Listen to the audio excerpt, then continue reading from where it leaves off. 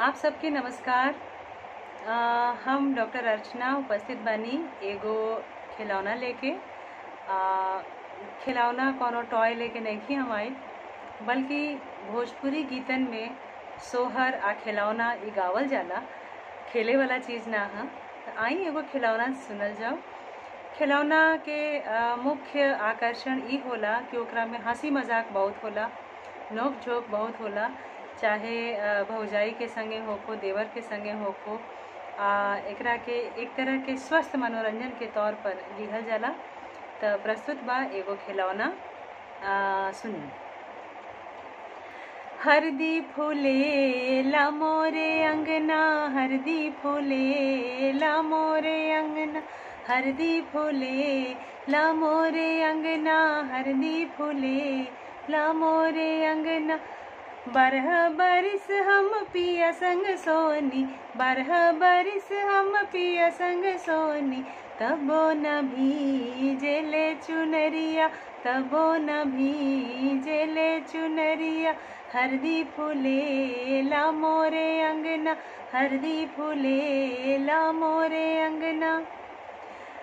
एक ही राती हम देवर संगे सोनी, एक ही राती हम देवर संगे सोनी, रंग में भीजेले चुनरिया, रंग में भीजेले चुनरिया।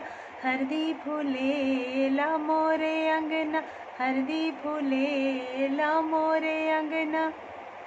चाहे पिया मरबा चाहे गरी आईबा, चाहे पिया मरबा चाहे गरी आईबा, देवरा के जामल होरिलवा, देवरा के जामल होरिलवा।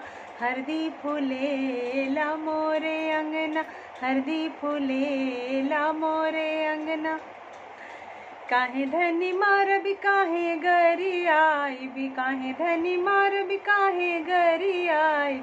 एक ही लाद के भैयावा, एक ही लाद के भैयावा।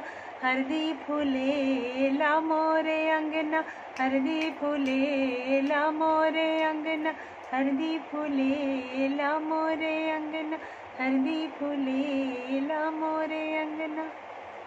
तब कैसन लागल? निक लागल? हाँ, चलिए। ई रहा एगो खिलौना जौन की हंसी मजाक के एगो मनोरंजन के एगो तत्व लेके आवेला।